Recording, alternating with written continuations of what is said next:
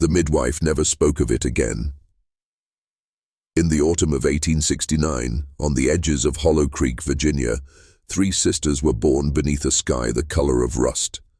The birthing room smelled of iron and damp earth, as if the ground itself had risen into the walls. The mother, already pale from weeks of unexplained bleeding, did not scream. She simply watched in silence as each child entered the world. No one would write their names. No priest blessed them. No doctor dared to keep a record. Because each infant, though breathing, did not cry, their eyes opened wide immediately, unblinking, unclouded, unnervingly aware. Witnesses claimed the newborn's gazes moved together, as if sharing one thought. When the midwife wrapped them in linen, she swore the fabric darkened as though stained by shadows that were not there. Neighbors whispered that the father had already vanished weeks before, refusing to set foot in the house after hearing a sound, something he described as a woman singing in 3 voices at once. Coming from the unborn children's room, he fled Hollow Creek, never to return. The mother survived only long enough to whisper one warning into the midwife's ear: "Do not let them look in mirrors." By morning, the mother was dead. The 3 sisters, barely a night old, lay side by side in the cradle, their faces eerily calm, their silence louder than any scream.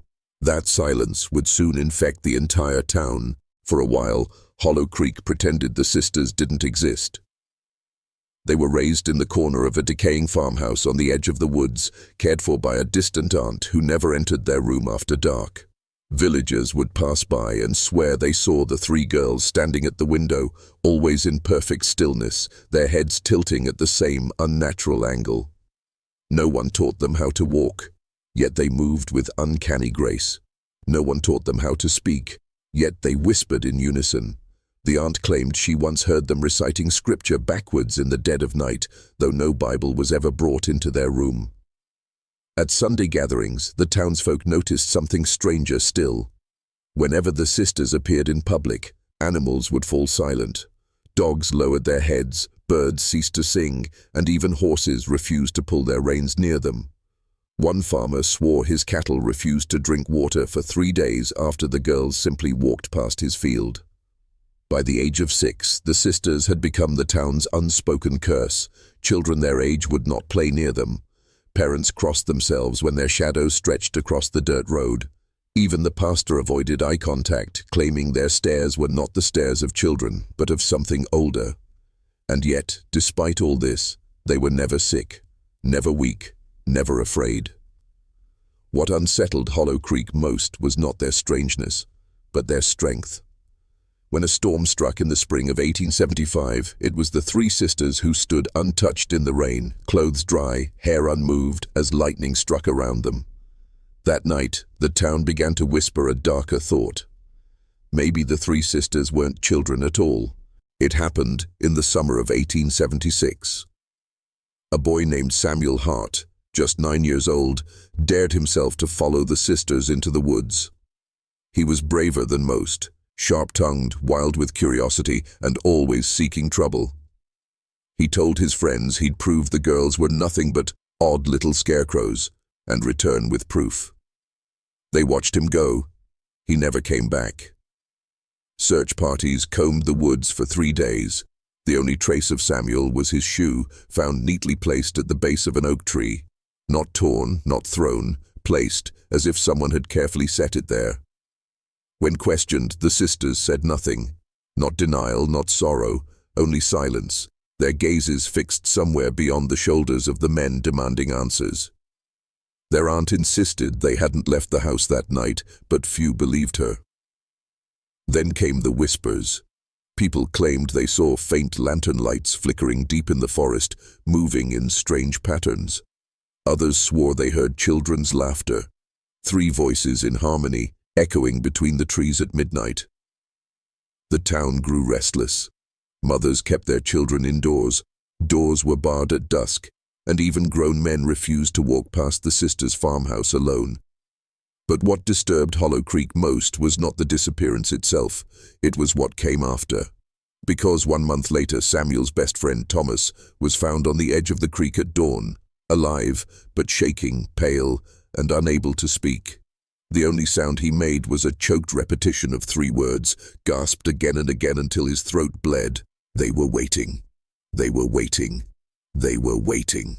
After Thomas was found, broken in body and spirit, Hollow Creek could no longer pretend. The town had seen sickness, storms, and even murders before, but nothing like this. The boys who vanished or returned shattered all shared one detail. The sisters' presence was always near, and yet there was no law to charge them with, no crime that could be proven.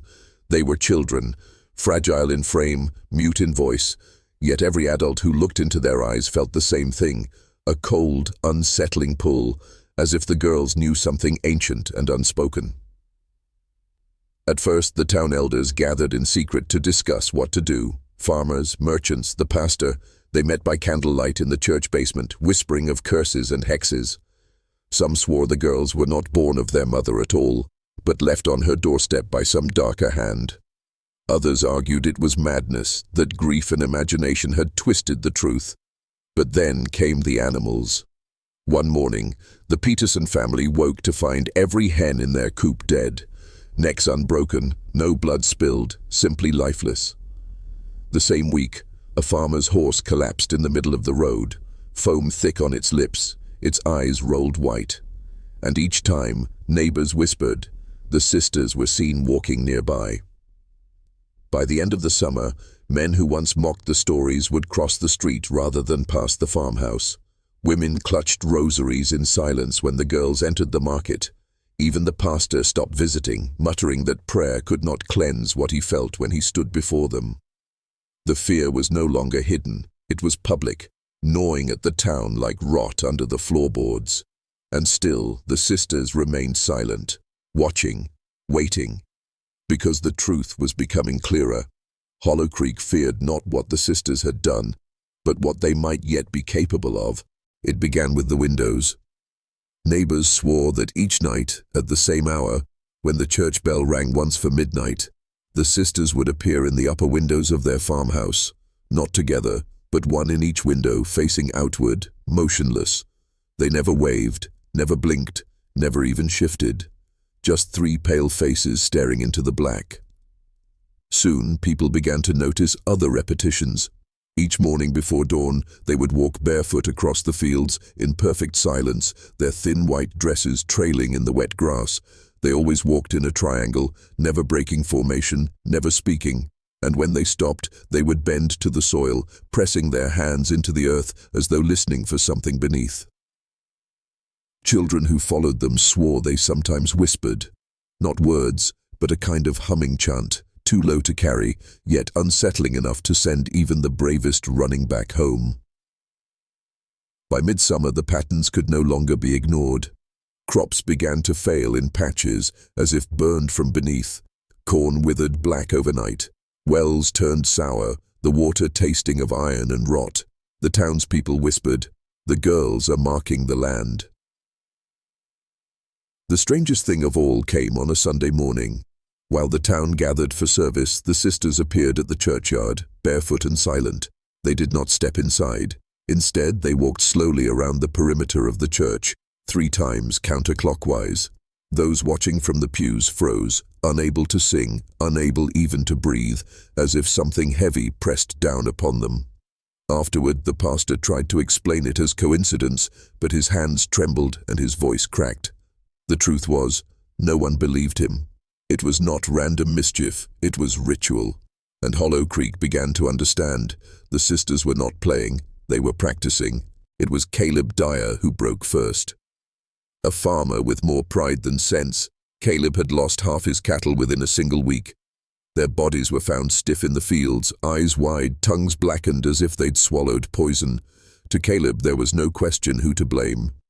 "They're witches," he spat in the tavern that night, slamming his fist so hard the lanterns shook. "If no one else will stop 'em, I will." The men drinking beside him stayed silent. They had seen the sisters too, those endless midnight vigils at the windows, that soundless walk across the fields, but none of them dared move against it. Caleb did. Armed with nothing but a shotgun and the liquor that fueled his courage, he marched across the fields under the swollen harvest moon. By the time he reached the farmhouse, the sisters were already waiting, 3 white shapes in the doorway, pale as bone against the night. He raised the gun. His voice cracked when he spoke. "Whatever devil's work you're doing ends tonight." The sisters did not answer. They did not flinch. Instead, as if by some hidden signal, they took a single step forward, together. The sound of it was small, but it carried like thunder. Caleb staggered back, suddenly unsure, his breath hitching. Then came the sound. A low hum, vibrating through the earth, through his boots, up into his chest. His heart hammered against it as though the rhythm wasn't his own anymore. His arms weakened. The gun slipped from his grip and fell useless into the grass. Neighbors swore they heard him scream, though none dared come close until morning. When they found him, Caleb was alive, but changed. He wandered the fields barefoot, muttering words no one recognized, his eyes glassy, unfocused. The doctor called it madness. The pastor called it punishment. But the town called it proof. Proof that the sisters could not be confronted. Not by force, not by faith, not by anything known to men. Word of Caleb Dyer's collapse spread fast, and fear spread faster. The townsfolk whispered of curses, of old-world bloodlines that carried something inhuman, of bargains struck with forces better left unnamed. By late autumn, the town elders reached a desperate decision. If they could not face the sisters themselves, they would bring in someone who could. That man was Father Alaric Brenner, a visiting priest from Boston. He was not like the timid parish preacher the townsfolk were used to. Brenner was broad-shouldered, with eyes sharp as a hawk's, and a voice that carried like iron against stone. He had a reputation, a man who had dealt with the unnatural before. When he arrived, the air itself seemed to shift. The townspeople gathered, their faces pale and expectant, as though they had finally found their savior. Brenner wasted no time. He strode toward the sisters' farmhouse in broad daylight, Bible in one hand, crucifix in the other. At his back, a small crowd followed, emboldened by his fearlessness. The sisters stood on the porch as though they had been waiting. No words, no expressions, just silence so thick it seemed to weigh on the chest. Brenner raised the crucifix and began to speak in Latin, voice firm, unshaking. For the first time the sisters moved, not backward, not in fear, but forward. Each step they took made the earth tremble, though no one else's boots sank into the soil. The crowd gasped, some falling to their knees in prayer. Still, Brenner did not falter. Then came the breaking point. One of the sisters, her hair black as crow feathers, her face pale as marble, lifted her hand. The Bible in Brenner's grip snapped shut with such force that it bloodied his knuckles. The crucifix bent in his palm, metal groaning like a living thing. The priest did not cry out, but his eyes, those sharp, fearless eyes, widened with something he had not felt in years. Doubt. When he stumbled back, the crowd scattered in terror. By the time anyone dared return, Brenner was gone. His luggage still sat in the inn, his horse still tied to the post, but of the priest himself there was no trace. Some swore they heard chanting in the woods that night. Others claimed they saw him walking beside the sisters, his eyes as empty as Caleb Dyer's. Either way, the message was clear. No outsider could save them. When Dr. Harrington, the county physician, was finally convinced to examine the sisters, he did so under protest. He claimed they were simply neglected children, pale from poor diet, sickly from isolation. Yet even his practiced hands began to tremble as he pulled back their sleeves. Their arms were covered in marks. Not scars, not scratches, but symmetrical lines etched deep beneath the flesh, as though drawn from the inside out. The shapes curved like spirals, intersecting with sharp angles that no child could have carved by accident. Some bled faintly when touched, yet the girls did not wince. Instead, they watched him with flat eyes. When Harrington pressed a stethoscope to the eldest sister's chest, he pulled back almost immediately. No rhythm, he whispered. For what pulsed within her was not a heartbeat, but a low, vibrating hum, steady, unbroken, unnatural. He checked the others. All the same, The town wanted answers, but Harrington had none. He locked himself in his study for 2 days, burning his notes in the fireplace before anyone could read them. When he emerged, he looked like a man who had been hollowed out.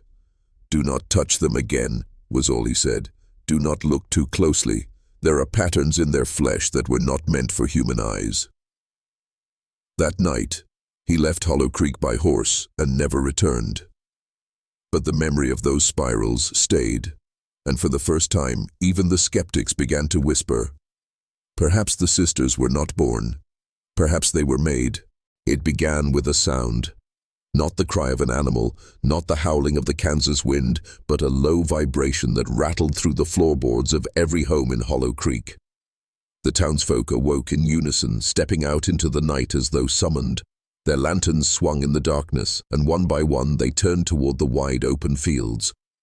There in the heart of the wheat, the sisters stood. They did not move, nor speak. Their white dresses clung like burial shrouds in the moonlight. Around them, the stalks had bent outward in perfect circles, as though pressed flat by invisible hands. The spirals carved into their skin glowed faintly, visible even at a distance, as though the flesh itself had become translucent. And they were not alone. Shapes shifted in the dark fields, too tall for children, too thin for men.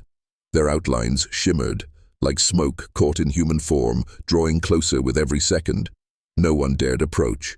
The sisters simply raised their arms, and the figures froze, as if awaiting instruction. Then, with one voice, the sisters began to chant. No one could recognize the language, harsh consonants, rhythmic syllables that seemed to twist the air itself. Mothers clutched their children. The sheriff reached for his pistol, then stopped, his hand shaking too violently to aim. The chant grew louder until the earth itself seemed to groan beneath their feet. Dogs howled from their chains, cattle thrashed in their pens. The wheat field rippled though no wind blew. And then, silence. The figures melted into the night. The sisters lowered their arms, turned and walked back toward the farmhouse as though nothing had happened. By dawn, the town was split. Some claimed it had been a dream, mass hysteria. But those who stood in the field knew better. For when the sun rose, the wheat still bore the imprint of 3 perfect circles, burned black into the earth. By the second week of strange sightings, the town of Hollow Creek had become a place where people whispered more than they spoke. Doors were bolted before dusk, windows were shuttered, the circles in the wheat still had not faded, and livestock refused to graze near them. It was then that the stranger arrived. He came on horseback, a lean figure wrapped in a weathered black coat, his hat pulled low over his face. He dismounted at the saloon, but before even ordering a drink, he asked the question that froze every man inside. "Where are the 3 sisters?" The sheriff was summoned. He demanded to know the stranger's business, his name, his purpose. The man gave none of these. Instead, he opened a leather satchel and laid 3 faded sketches on the table. The room fell silent. The drawings were unmistakable. 3 girls, pale and identical, dressed in white. Their faces eerily familiar, though the sketches were dated 1851, 20 years earlier. The sisters had not been born until 1863. The sheriff accused the man of fraud, of playing tricks to stir panic. But the stranger only shook his head. His voice was rough, weary, as though scraped raw by years of speaking about things no one wanted to hear. "I saw them first in New Orleans, then again in Charleston. Each time, children vanished. Each time, a town swore it was cursed. And now they are here." The saloon grew colder, though no wind passed through. The lanterns flickered. Even the piano strings hummed without a hand striking them. The stranger leaned closer, lowering his voice until the sheriff alone could hear. "They are not sisters. They are not even girls. They are the same faces, every time. Tell me, have they begun to chant yet?" The sheriff didn't answer. His silence was enough. The stranger closed his satchel, stood, and gave a final warning before vanishing into the street. "You cannot kill them. You cannot contain them. You can only endure them until they move on. Pray that they move on." But Hollow Creek was not ready to pray. It was ready to resist. The sheriff gathered 12 men, each armed with rifles, lanterns, and rope. They rode out to the farmhouse at twilight when the wheat bent unnaturally toward the house as though the wind itself bowed before what lived inside. The three sisters stood in the doorway waiting. They wore the same white dresses, unwrinkled, unstained by dust or earth. Their hands were folded neatly before them, their eyes reflecting the lantern light with an almost metallic gleam. The sheriff gave the order, "Inside, now." The men rushed forward, ropes in hand. The sisters did not resist. They let themselves be bound, their wrists tied tight. The sheriff ordered the windows nailed shut, the doors barred. He posted guards at every corner of the house. For the first time in weeks, Hollow Creek felt a ripple of relief. Children returned to the streets. The saloon buzzed with nervous laughter. Perhaps they thought the nightmare was over, but inside the farmhouse the sisters sat in silence. They did not speak. They did not struggle. Only their lips moved, whispering something too soft to be heard, a breathless chant that seemed more felt than listened to. The guards lasted less than an hour. The first, stationed by the north window, began to cough uncontrollably. By the time another man reached him, his mouth was full of black feathers, choking him until he collapsed.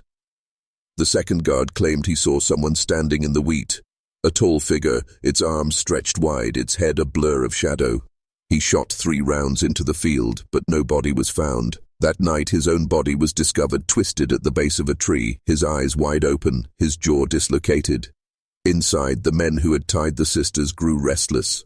The knots they had bound so carefully were undone, though no one had touched them. The ropes lay in coils at the girls' feet. Yet still they sat, hands folded, whispering, waiting. The sheriff stormed in, shouting at them to speak, to explain, to stop their chanting. The eldest, or what seemed to be the eldest, only tilted her head, her mouth stretching wider than it should have, whispering something that made every lantern flame bend sideways, as if reaching toward her. That night, the farmhouse itself began to groan. Its beams bent, its nails snapped, the walls sweated with something dark, almost red. By dawn, the townsfolk came to see. The farmhouse still stood, but the sheriff's men did not. The sisters were gone, and in their place, carved into every wall, was the same message, written backward, as if meant for a mirror. You cannot hold what is not born. Sheriff Amos Wilkes was not a man who scared easily. He had seen hangings, killings, and the madness that sometimes came with frontier life. But even he admitted that the sisters unsettled him in ways no outlaw ever had. Still, he believed order could tame chaos. So one night, under the pretense of law, he marched to the hollow farmstead with 2 deputies and a lantern in hand. Their boots cracked on the frozen soil as they crossed into the field where the sisters were often seen. What they found made the men falter. The 3 girls stood motionless, as if waiting, their dresses rippling, though no wind stirred. Sheriff Wilkes barked an order for them to step forward. They did not move. He raised his rifle, not to fire, but to command attention. And then, it began. The youngest tilted her head back and let out a sound that was neither scream nor song, a long, piercing tone that seemed to vibrate in the marrow of the men's bones.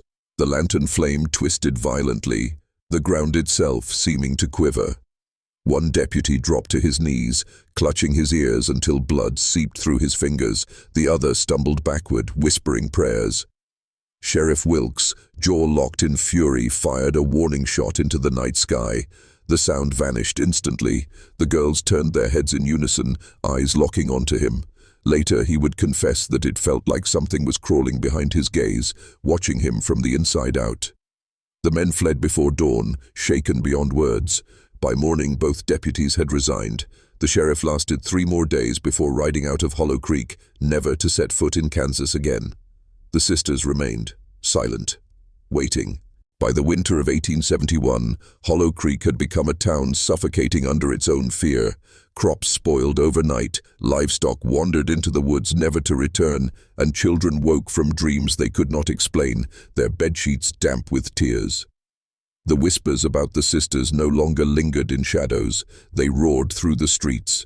Men muttered that they were witches. Women said they were omens. and yet no one dared confront them directly. Finally, the council convened in the old church, a meeting held by candlelight, though it was still daylight outside. The air inside was heavy, as if even the walls leaned in to listen. Sheriff Wilkes was gone, his departure a stain on the town's pride. Now it fell to the merchants, the preacher, and the farmers to decide what must be done.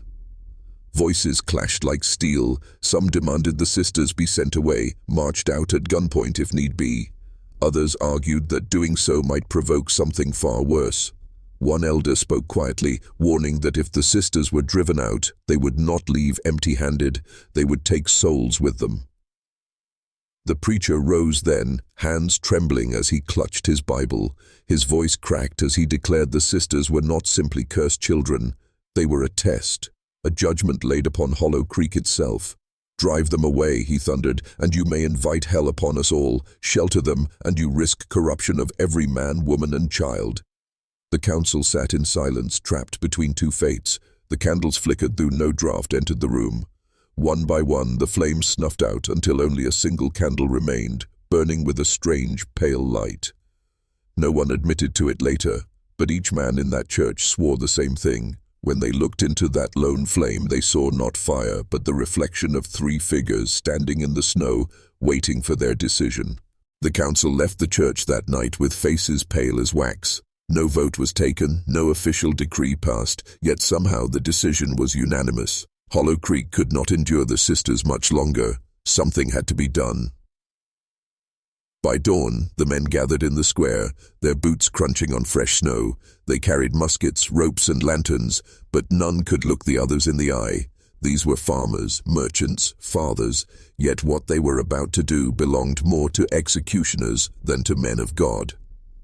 The plan, if it could be called one, was whispered rather than spoken. The sisters would be taken from the cabin that night, led deep into the woods, and abandoned in a hollow where the river forked. No one said the word death, but all knew the cold would finish what the council dared not confess aloud.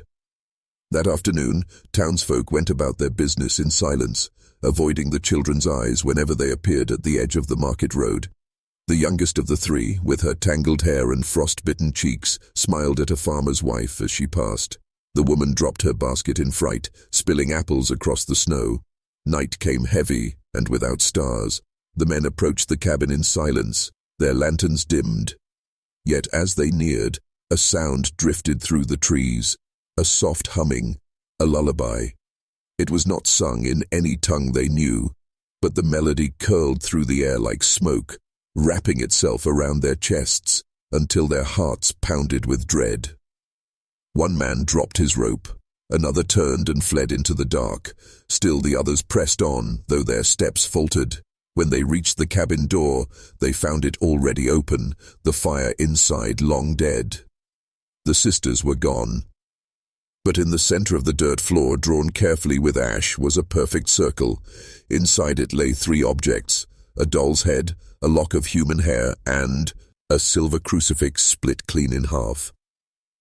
The men swore then and there that none of them had spoken of these plans beyond the council walls. Yet the sisters had known. They had always known, and they were waiting. By morning, Hollow Creek no longer felt like the same town. Smoke hung over the square, though no fires had been lit, and the air carried a sour scent, like wet iron and rotting leaves. The men who returned from the cabin said nothing to their wives, but the look in their eyes was enough. Whatever lived in those three girls had heard their intent, and now the town would pay for even daring to think it. It began with the livestock. At first light, farmers found their cattle standing stiff and silent, eyes wide, breath clouding the cold air, but bodies refusing to move. A piglet was discovered with its legs bent the wrong way, alive but unable to squeal. Chickens lay dead in their coops, not torn by foxes but simply collapsed, as though the life had been pulled out of them all at once. By noon, the well water turned black.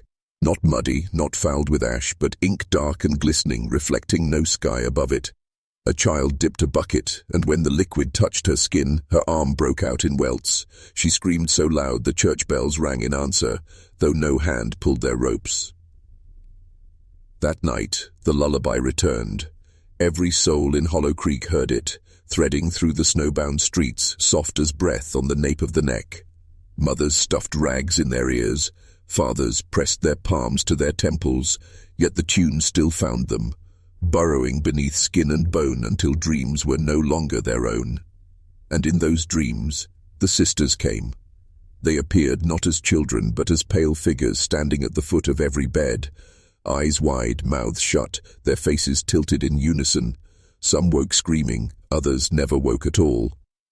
By dawn, 3 more townsfolk lay dead, their mouths filled with snow, though no drifts had entered the houses.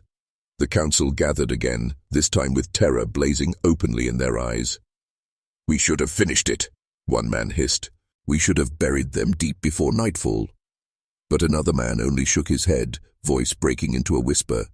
"You don't bury what doesn't belong to this earth." The sisters had spared no doubt. The town's fate was sealed. By the 3rd day, Hollow Creek was no longer a town but a fever. Neighbors whispered through cracked doors, pointing at each other with trembling fingers, each one convinced that the sisters had already chosen their hosts. It began small. A farmer accused his wife of speaking in her sleep with a voice that wasn't hers. She denied it, but before morning he was found hanging in the barn, his eyes pried open with wooden splinters. No one touched the body, the wind rocked it gently and the rope groaned like an old tree limb. At the church, the preacher tried to rally them, but as he lifted the Bible, the pages turned black before his eyes. The congregation gasped, but it was his own scream that silenced them. He clawed at his tongue as though something writhed beneath it, until finally he collapsed on the altar steps, blood spilling like ink across the wood. After that, suspicion became law. Men locked their wives inside cellars, swearing they heard the lullaby in their voices. Children were dragged from beds and held under lantern light, searched for signs, the pale eyes, the tilted head, the unblinking stare. And yet, no matter how many they accused, no matter how many they tied to stakes or drove into the snow, the singing never ceased. If anything, it grew louder, threading through every corner of the town. By midnight, Hollow Creek was in chaos. Neighbors attacked neighbors. Mothers fled into the woods with their infants pressed against their breasts. Torches lit the night sky, not in defiance but in desperation, as though fire could burn away the unseen. Through it all, some swore they saw the sisters watching from the ridge above town, not as girls this time, but as 3 pale silhouettes swaying in unison, their hair lifting though no wind blew. When one tilted her head, so too did every body in the square, dozens of men and women bending their necks until vertebrae cracked like breaking twigs. By dawn, Hollow Creek was eating itself alive, every scream drowned by the lullaby that seemed now to rise from the very soil. The sisters had no need to fight. The town was destroying itself for them. By the 4th night, Hollow Creek no longer resembled a town. The snow was churned black with ash and blood, the houses either burned out or abandoned, their doors swinging open like mouths too tired to speak. What remained of the townsfolk staggered through the streets as if sleepwalking. Their voices echoed the lullaby, though none of them seemed aware they were singing. Entire families hummed in unison, their lips moving without will, their eyes glazed white as frost. It was then the ground itself began to change. The well at the center of town bubbled with something thick and dark, as though the earth was bleeding upward. Children pointed, saying they could see faces in the water, faces of those who had died, mouths opening and closing in silent screams. The trees bent toward the houses, their limbs reaching through shattered windows as if eager to pry the roofs away. When one family tried to flee in a wagon, the snow beneath the wheels caved in, swallowing the horses whole. The shrieks that followed were not the cries of animals but the laughter of children, 3 voices, braided together. Those who had not fled stood in clusters, heads tilted, watching as their world folded in on itself. Entire houses sank into the ground without a sound, the earth ceiling shut over them as though they had never stood there at all. And above, on the ridge, the sisters swayed in perfect silence now, the lullaby rising from Hollow Creek itself, no longer from their lips. One by one, the townsfolk vanished, not in violence but in erasure. A man would blink, and the woman beside him would be gone, leaving only her dress crumpled in the snow. A child would reach for her mother, and her hand would close on empty air. By dawn, there were no screams, no songs, no Hollow Creek, only a barren field where once a town had been, snow smoothing over the last traces of life.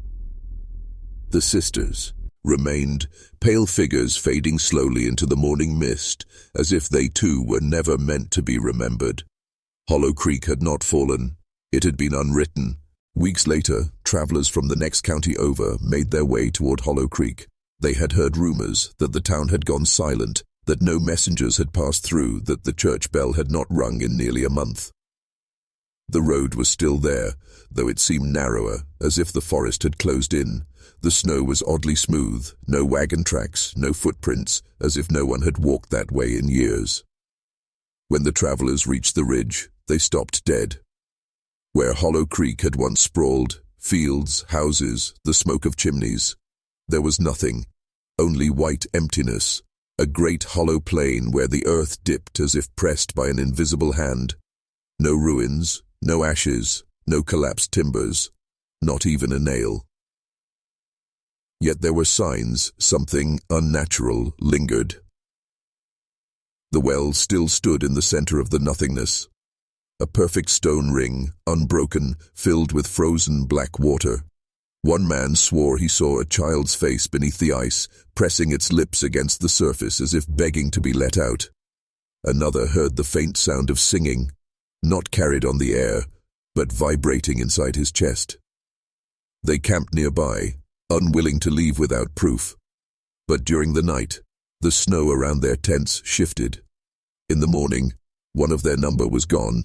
No footprints, no sign of struggle, only his coat lying neatly folded where he had slept. The others fled. In their panic, they looked back only once and saw the ridge where they had stood the night before was gone. The land had folded flat behind them, swallowing their camp whole. When they returned to their own village, their story was dismissed as madness. And yet, every man bore the same affliction. They could not sleep without hearing the lullaby. It haunted them, not through the ears but through the blood, a rhythm that pulsed with every heartbeat. One by one, they too began to vanish.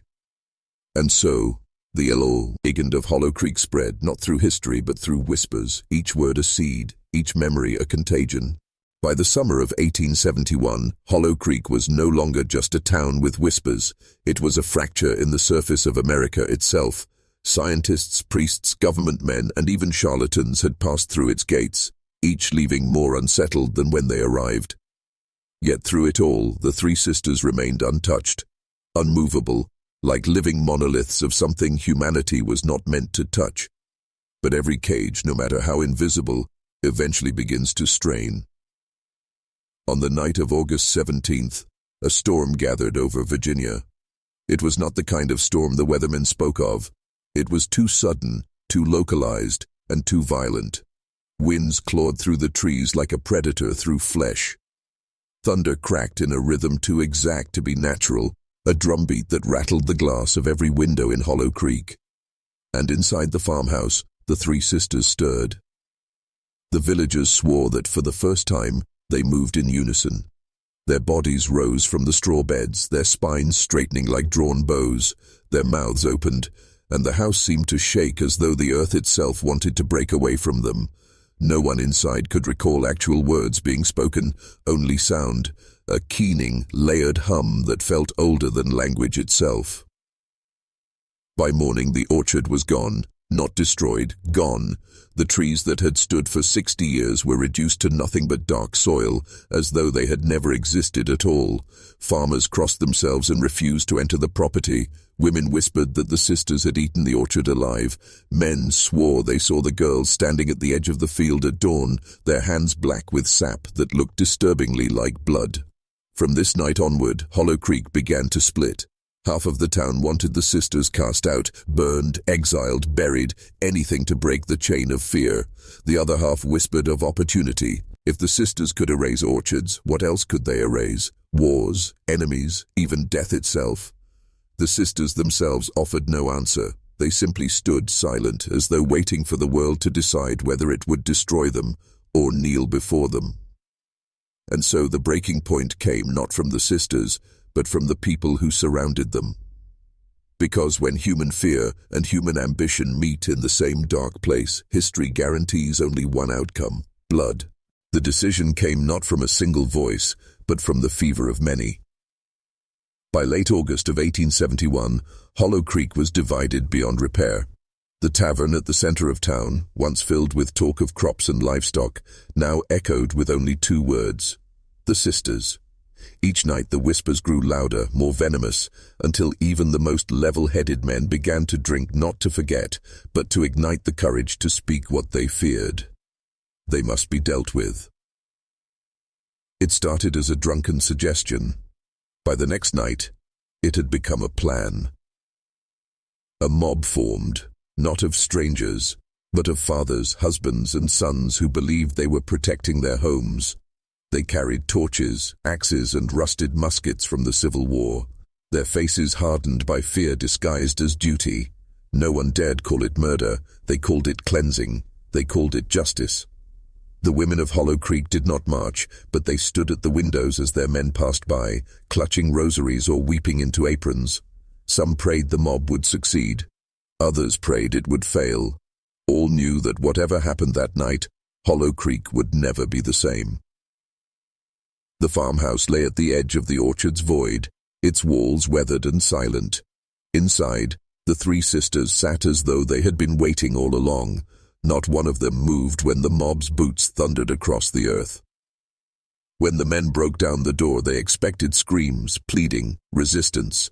Instead, they found only 3 pairs of eyes staring back at them, calm, unblinking, almost expectant. One man swore later that the youngest sister tilted her head and smiled, as if welcoming them. Another claimed the air inside the house was thicker than water, choking him before a hand had even been raised. But the mob was committed. Torches were thrown, axes lifted, voices cried out in rage, fear, and something dangerously close to ecstasy. And before a single strike landed, the ground beneath their feet shuddered. A sound rose, low and vibrating, like the hum of a beehive the size of the world. The torches flickered. The men froze. The sisters had not moved, yet Hollow Creek would soon learn that it was not only their orchard they could erase. This was the first night Hollow Creek would taste blood, and not the last. The sound grew until it rattled the teeth in the mob's skulls. Men dropped their muskets, clutching their heads as if the vibration came from inside their bones. The torches sputtered and died, plunging the farmhouse into a darkness so complete that even the moon seemed to recoil. Then, movement, not from the sisters who remained seated, but from the orchard itself. The ground split open, lines spidering outward from the roots of the apple trees. Black sap bubbled to the surface, thick and shining, carrying with it the stench of rot. The men staggered backward, but the sap clung to their boots, pulling them down as though the soil had grown hands. One screamed when he looked down and saw not mud but faces, sunken, eyeless and gaping. They pressed up from beneath the earth, mouths opening wide enough to swallow a man's foot whole. The first body was taken quickly. A farmer's son, no older than 19, was dragged waist-deep before anyone could pull him free. His father hacked at the black soil with his axe, but the more he struck, the more faces appeared, grinning, waiting, hungry. Within moments, the boy was gone, leaving only a single boot behind. Panic shattered the mob. They tripped over one another in their rush to escape, but the orchard had no intention of letting them go so easily. Branches bent unnaturally low, clawing at their hair and arms. Roots shot up like serpents, coiling around ankles and throats. All the while, the sisters did not move. The eldest finally rose, her voice cutting through the chaos like a hymn sung backward. Blood feeds what you planted. And with that, the orchard roared alive. By dawn, silence returned.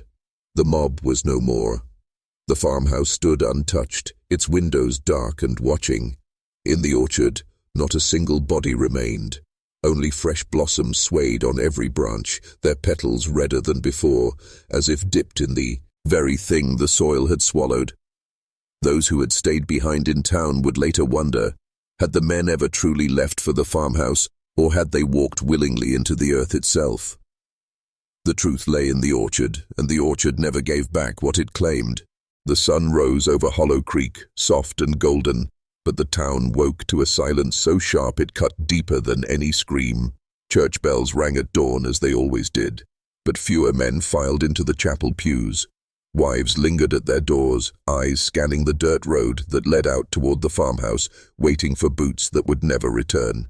Children clutched aprons, asking when father would be home. By midday, whispers began. The blacksmith's wife swore she saw the mob reach the farmhouse the night before, torches flaring like fireflies against the horizon. But no light had returned. The tavern keeper admitted that around midnight he'd heard something strange on the wind. Not shouting, not fighting, but a low, mournful hum, like 100 voices praying beneath the ground. The sheriff gathered the remaining men and rode out toward the farmhouse. They did not go far. At the edge of the orchard, they found the dirt churned into something soft and dark, as though rain had fallen, but no storm had passed through the night. A single boot lay half buried in the soil, its leather slick with black sap. None dared step closer. When they returned, they told the town only this: the men who went to the farmhouse are gone. Hollow Creek did not take the news well. Wives wailed in the streets, children sobbed, and the preacher called it judgment from God. But not all agreed. Some whispered that the sisters had called on something older than heaven, something rooted deeper than any scripture, something that had heard their suffering and answered in kind. That night, the remaining families locked their doors and barred their windows, but it did little to still the unease. For even behind shutters and walls, many claimed they could hear it, soft at first, but growing clearer as the hours passed, the sound of blossoms opening in the orchard. And beneath that, a faint rustle, like a crowd shifting in their seats, waiting for the sermon to begin. By the third day, Hollow Creek was no longer the same town. The marketplace, once alive with chatter and the clatter of wagons, stood half empty. Stalls were abandoned, baskets overturned, fruits rotting in the sun. Yet, in the corner of the square, someone noticed something uncanny. A bushel of apples, left on a wooden cart overnight, had grown new blossoms from their cores, flowers blooming inside dead fruit. No one claimed them. No one dared touch them. Families began to vanish. Some fled in the dead of night, wagons creaking down the road without a farewell. Others locked themselves inside their homes and never emerged. The schoolhouse closed. The blacksmith's hammer fell silent. The preacher's Sunday sermon, once delivered with fire, was reduced to a trembling whisper. "We are being punished. We must repent." But not all believed in punishment.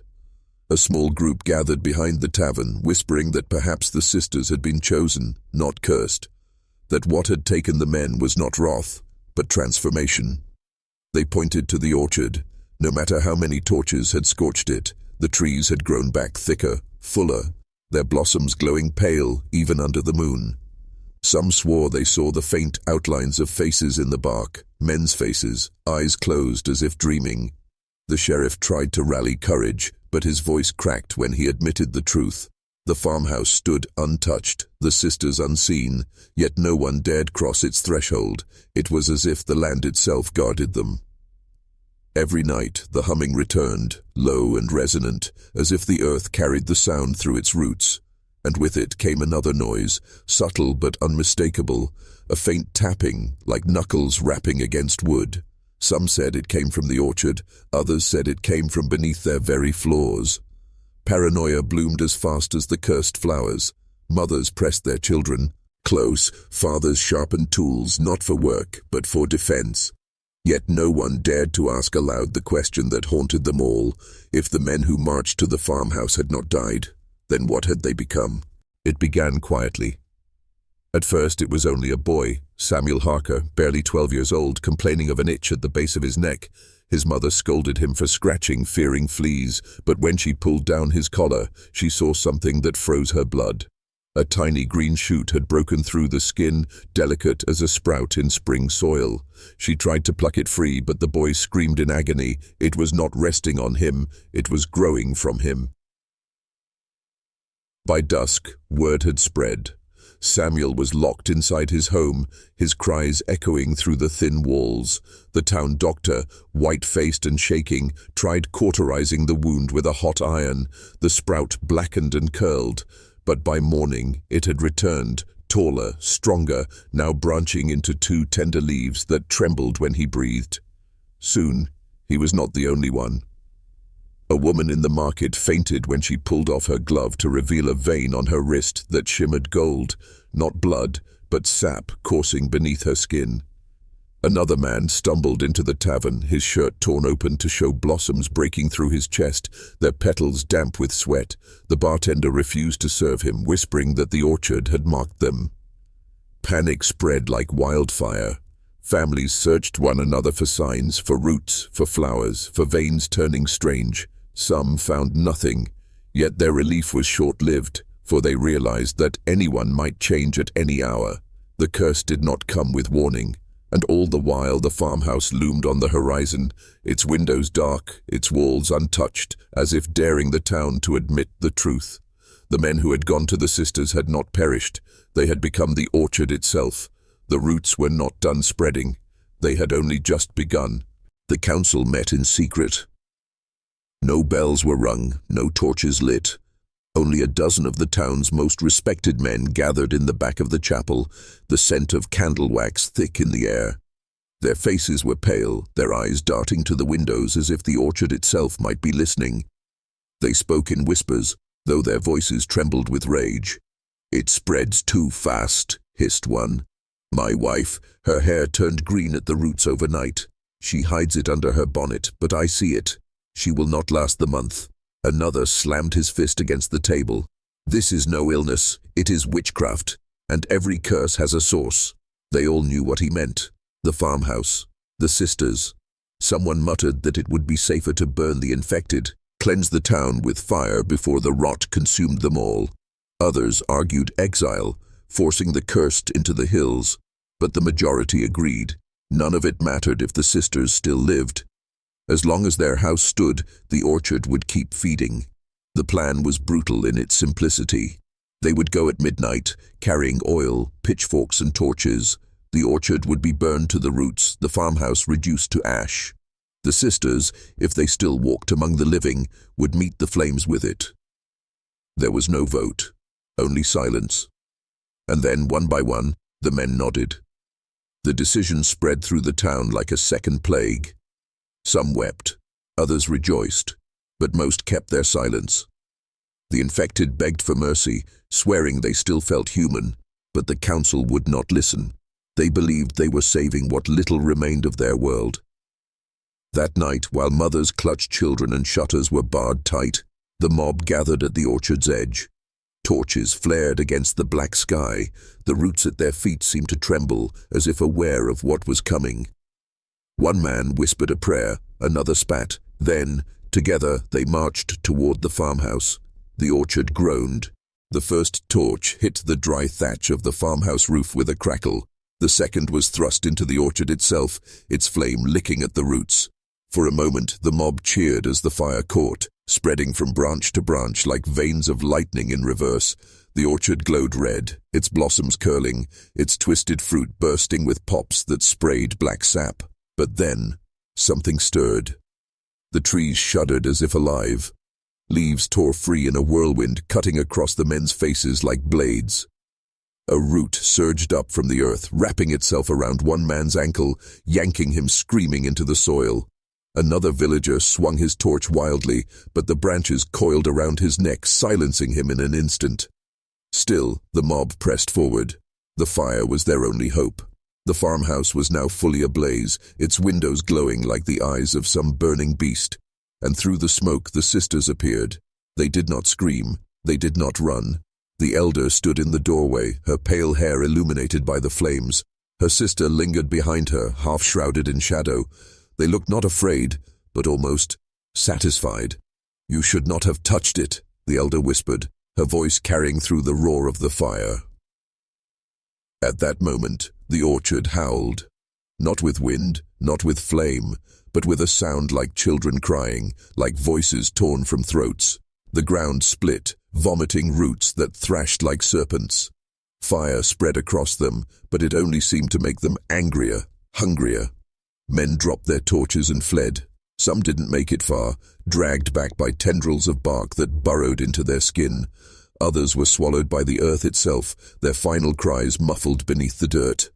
The fire that had been meant to purify now raged out of control, devouring not just the farmhouse but the entire hillside. Sparks leapt into the night sky, painting the heavens with falling embers. And still, the sisters stood untouched in the inferno, their eyes reflecting the blaze like mirrors. The orchard was burning, the town was dying. But in the sisters' silence there was no fear, only inevitability. By dawn, the fire had eaten its way down the hillside and into the town itself. The villagers who had fled returned cautiously, their faces grey with soot, their eyes wide with disbelief. The air was thick with smoke, every breath tasting of ash and charred wood. Entire streets had collapsed into blackened skeletons of what once stood, shops, stables, even the chapel with its bell melted into a warped, silent lump. But the strangest part was not what was gone. It was what remained. The orchard. Though it had burned in the night, its roots clawing at the sky in their fiery death throes, by morning the trees stood upright again. Blackened, yes, their bark scorched and their branches skeletal, but still there. They had not fallen, they had not died. And at their edges, new growth, small shoots, green and alive, pushing through the ash as though nothing had happened. The survivors gathered in the square. Mothers clutched their children, fathers stared at the hillside with jaws clenched in rage and terror. No one spoke at first. No one dared. Finally, the blacksmith broke the silence. His hands trembled as he spoke. "We've lost everything. Homes, fields, lives. And still, it stands." A widow wailed, tearing at her hair, screaming that the sisters had cursed them all. Another man demanded they march back up, finish what they started. But his words faltered when the ground beneath their feet gave a soft rumble, as though the soil itself were listening. Then came the whispers. Some claimed they had seen children in the flames, their shapes dancing among the burning branches. Others swore that the sisters had walked through the fire unharmed, their faces pale and calm as angels or devils. And yet no bodies were found in the farmhouse, not a trace of the sisters, not even bones. The townspeople began to realize a truth far worse than death. The fire hadn't ended the curse. It had fed it. By nightfall, the town was a hollow shell of smoke and despair. Families packed what little they could and fled, leaving doors swinging open, leaving tools and bread behind. Better to live rootless on the road than to stay in the shadow of that orchard. But a few remained, the ones too stubborn, too proud, or too frightened to leave. They stood watch as the moon rose, staring at the black orchard, waiting for the next horror it would bring. And somewhere in the distance, though no one wanted to admit it, came the faintest sound, like laughter carried on the wind. Not everyone fled. A handful of families, too poor to leave, too proud to abandon their land, or too paralyzed by fear of the unknown, remained among the ruins. They swept the ashes from their hearths, patched roofs with scavenged timber, and told themselves they could rebuild. But even in their defiance, their eyes never strayed too far from the hillside where the orchard loomed, black and skeletal against the horizon. The blacksmith was one of them. His forge had melted into slag, his tools twisted beyond repair, yet he refused to leave. "This is my land," he said, his voice hard as iron. "If we run, we are nothing. If we stay, perhaps God will see our faith." But faith was not what returned to the town at night. It was whispers. The first evening, as the moon rose, the children stirred in their sleep. They mumbled words their parents could not understand, strange syllables that made the air feel colder. By morning, the children could not remember what they had said. The second night, the livestock broke free. Goats and cattle crashed through fences, their eyes rolling white, foam dripping from their mouths. By dawn, every animal was gone, swallowed into the forest. And then, on the third night, the orchard began to glow. Those who stayed claimed it was not fire this time, but something else, an inner light, faint and pulsing, as if each tree held a lantern at its core.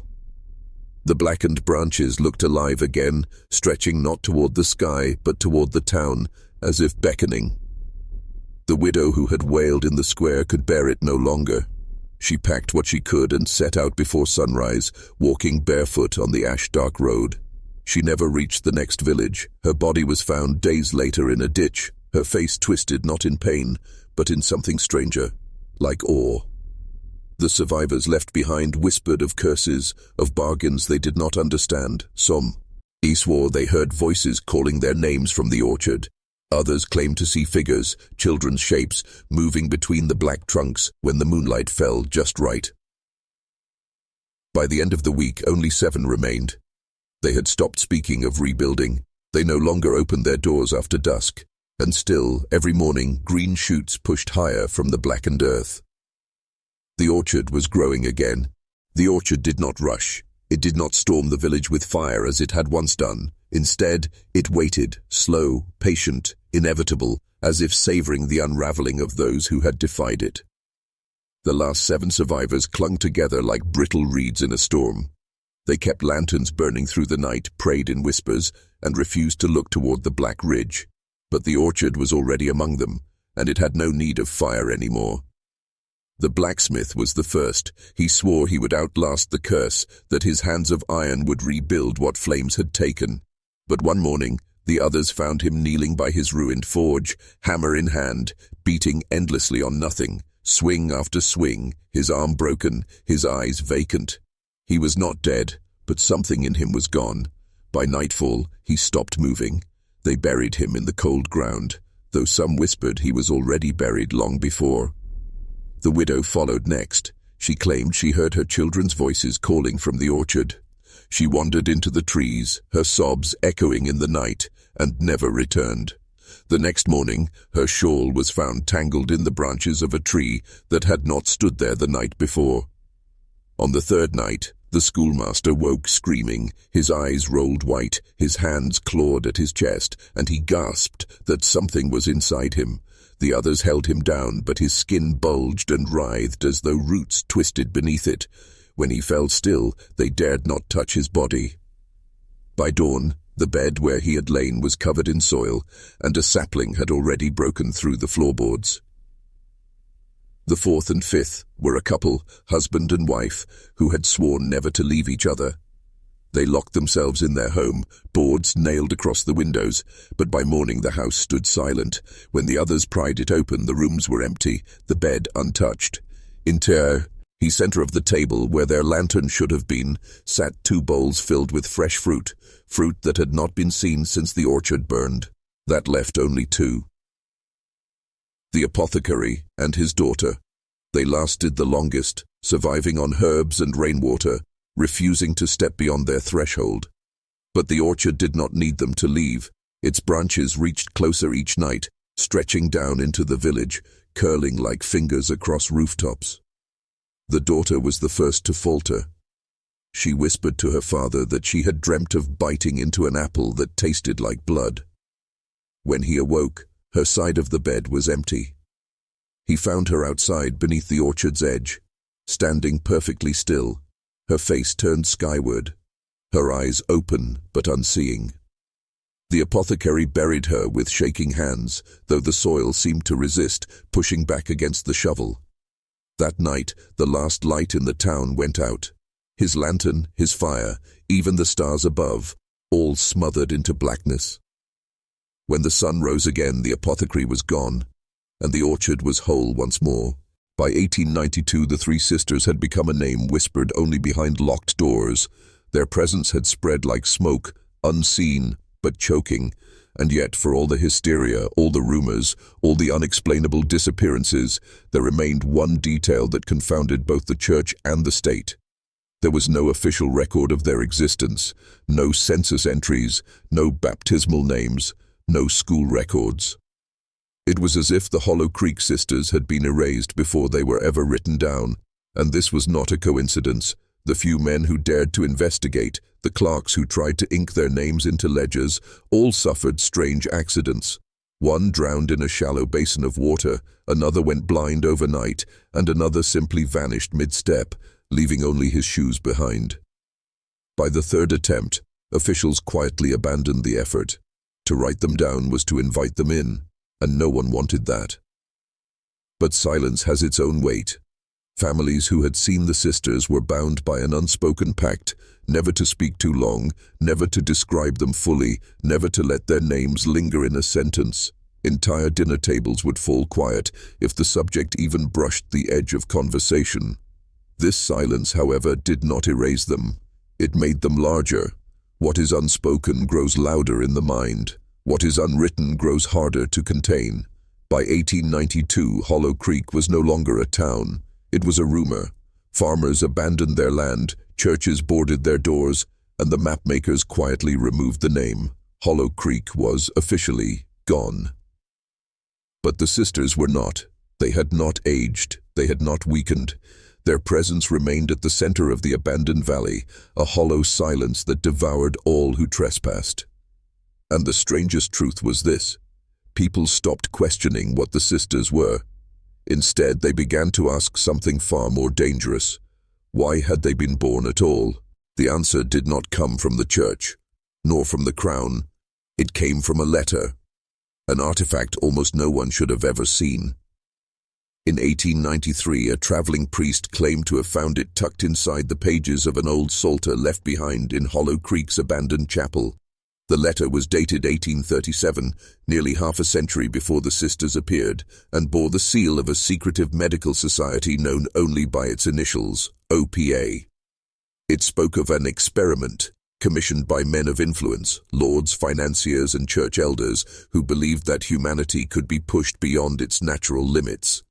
Not through machines, not through war, but through children bred in silence. The Hollow Creek sisters, according to this letter, were never born by chance. They were constructed, engineered not in body but in spirit. Their mother had been chosen, her womb prepared through rituals that were neither holy nor medical. She had died shortly after childbirth, her body burned without ceremony. The girls who remained were raised not by family but by shadows, vanishing caretakers who left food at the doorstep but never entered the house. They were not children, they were questions given flesh, and the letter warned of the consequence. Speak not their names, record not their presence, for the more they are known, the more they will become. The sisters are not to be remembered, they are to be forgotten. Only in forgetting may the world remain whole. The priest who found the letter did not keep it. Terrified, he fled Hollow Creek, traveling north to deliver it to the archdiocese. But he never arrived. Witnesses saw him board a train in Charleston. At the next station, his seat was empty, his luggage gone, his ticket unpunched. Only the letter remained, folded neatly on the seat, as if placed there by invisible hands. And from that moment on, Hollow Creek's secret was no longer a local curse. It had become something far larger. Because the OPA was not finished, the sisters were only their first attempt. The Hollow Creek sisters were never meant to be the end. They were a trial, a brutal draft in a manuscript too dangerous to finish. The letter hinted that the society, the OPA, believed the human mind was a door and that certain children could be crafted as keys. Not all children, not even most, but ones designed under precise conditions, bloodlines traced back through centuries, mothers marked by loss, births timed to align with eclipses and planetary convergences. The sisters had been the first prototype, and though they had vanished, the experiment had not failed. It had opened something. In the decades after Hollow Creek emptied, strange reports surfaced in other places. In 1871, in a Welsh mining village, 3 children born on the same night all refused to speak for 6 years. When they finally did, their voices matched perfectly, as if one throat echoed through 3 bodies. In 1885, in New England, an orphanage burned to the ground. Witnesses swore they saw children standing calmly inside the flames, untouched, their eyes fixed on the horizon. In 1890, in a rural province of Poland, a single infant was said to cry with two distinct voices, one pleading, the other commanding. Each of these cases, when investigated, ended the same way. The witnesses disappeared, the documents sealed, and the names of the children erased from records. But the patterns matched the Hollow Creek sisters, the timing, the traits, the sense that these were not simply accidents of birth, but deliberate manipulations. The OPA was seeding their work across continents, testing, adjusting, waiting. And while the world looked forward to the new century, electric light, machines, progress, the society was dragging humanity backward into something older, something primal. It wasn't science, it wasn't faith, it was design. And as whispers spread, one question began to haunt those feet. Who uncovered fragments of the truth. If the Hollow Creek sisters were the first keys, what lock were they meant to open? The Hollow Creek sisters had not been created to live long, nor to thrive as normal children. They were meant to bridge something ancient that human memory had worked tirelessly to bury. The final papers, hidden in the margins of the OPA's records, revealed their obsession. A phrase repeated in Latin, Greek, and broken ciphers, clavis ad limen, the key to the threshold. The sisters were not simply experiments in heredity. They were intended to be vessels through which an opening could be forced. Not a doorway of wood or stone, but one carved in the fabric of reality itself, a passage to what the society called the first silence.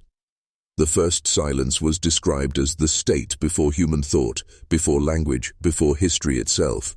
The OPA believed there were beings still there, waiting beyond the veil of perception, beings older than gods, older than death, and they hungered for return. The children, born under ritual timing, bred through suffering bloodlines, raised in environments of deprivation and collapse, were the only material that could resonate with this silence. Their minds, fractured yet synchronized, could vibrate in unison with something that did not belong to our world. The Hollow Creek sisters were the first attempt at opening that threshold.